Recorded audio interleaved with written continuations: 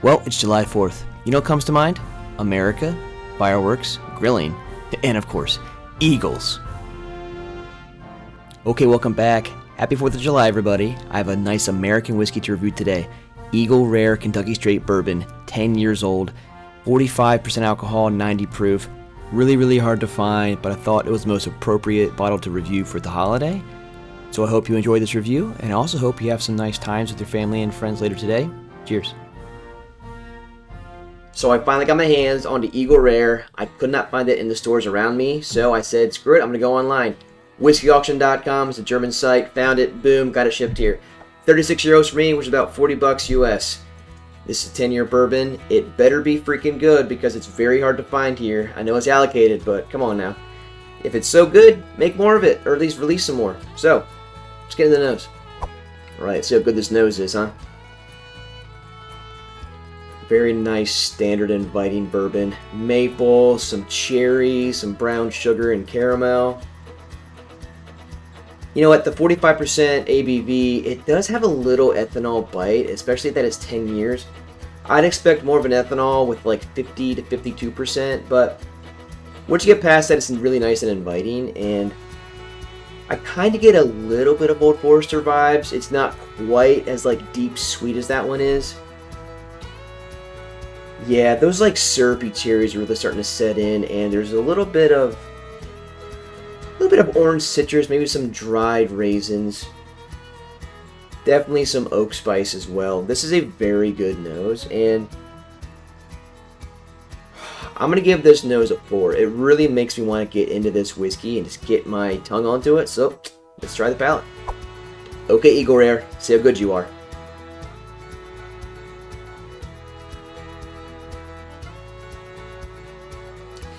Wow, like I said with the nose, a little more butty for the 45% ABV. I'm going to say just off the bat, there is a little bit of oak spice on that, a little bit of maple, but I'm going to say that palate's kind of fallen off pretty empty for me. And maybe it's just because like my favorite Kentucky bourbon is Old Forester 1920, and that one is just phenomenal. So maybe I'm trying to compare it too much, but this is so hard to find and kind of pricey depending on where you are that I was expecting like a big like boom amazing in my mouth. Maybe the next few sips will change my mind, but right now just a little bit of notes, not super crazy. I want some nice rich experience, what the bottle even says.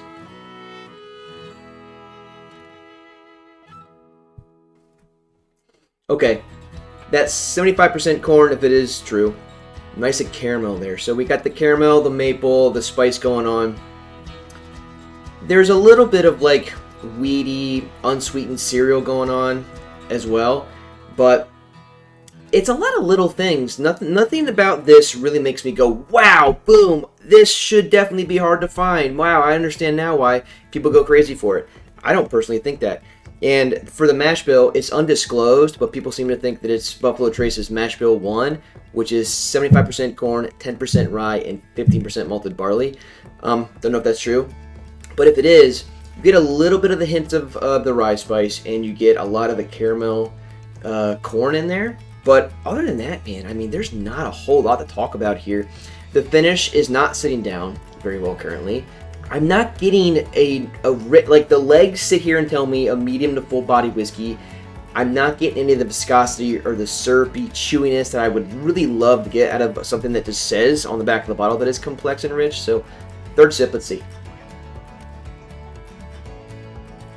If I'm going to compare this to other bourbons I've had, I have to give this like a 3 on the palate. It's better than like most you're going to find on the shelves at this price point, if it's to be believed that it's like 70 to 80 bucks US. It's not going to ever beat Old Forester 1920. Sorry, that bottle is just always available and always amazing. It is a decadent bourbon. This one's not. This one's just kind of flat, and that's kind of disappointing. I will say I do like the fact that it has an amazing eagle on the front. I mean, 4th of July, boom, let's go. But other than that, 3 on the palate for that, so let's get into the finish. So for the finish rating, it's not going to be good. I find myself trying to get flavors off of my tongue and then trying to make some up. That's not a good sign.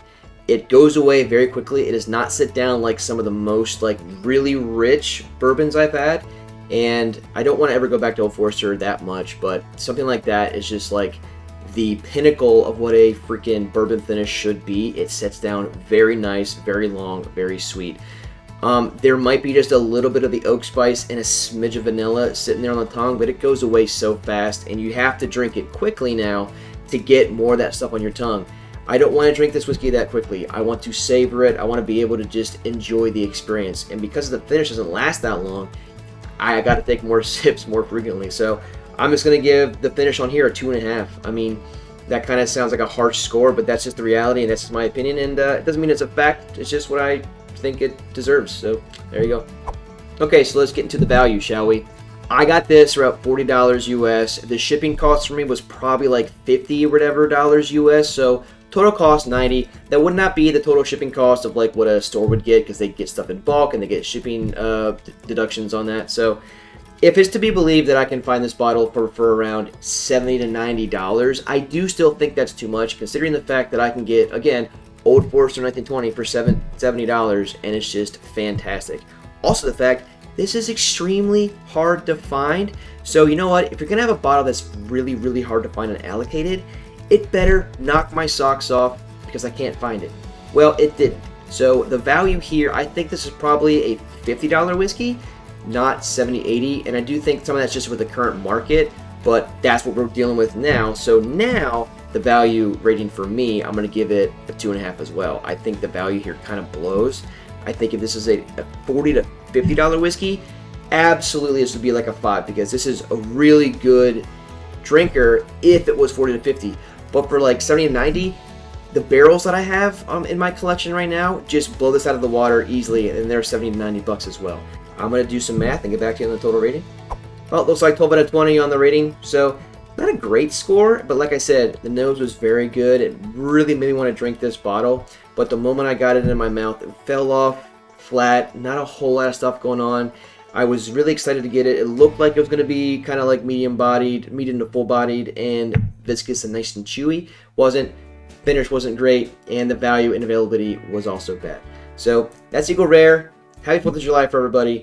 If you like these videos, make sure you give it a like. Make sure you subscribe. I'm trying to get to maybe 500 at some point in my life. Who knows? But we're going to see what Miss GC thinks about this whiskey, so let's find out. Okay, so whiskey lover, whiskey, I don't know yet. We'll find out. I loved Old Forester. She did not. But this is not as, I would say, powerful as Old Forester 1920. So maybe you'll actually not hate this. So you heard me like the nose. So give this a nose real quick for us. See what you get. You should definitely get some maple out of that. I do. Yeah, right? Yeah. It's a nice little sweet nose. It's make you want to like drink it. I mean, I know probably for you, probably not, it's but sweeter. Sweeter. Yeah. It's not like doesn't burn or anything. No. Okay. No burn. Well, let's give us a sip and we'll see what happens. It's not the worst I've had, But not the best. but not the best either. Okay, so but you like this better than Old Forester. Yes. See, that's what makes whiskey so unique. I really like Old Forester and love it, and I think this isn't quite up to par with that. On the other hand, even though she's not like a whiskey aficionado or whatever, she seems to think that this one's better.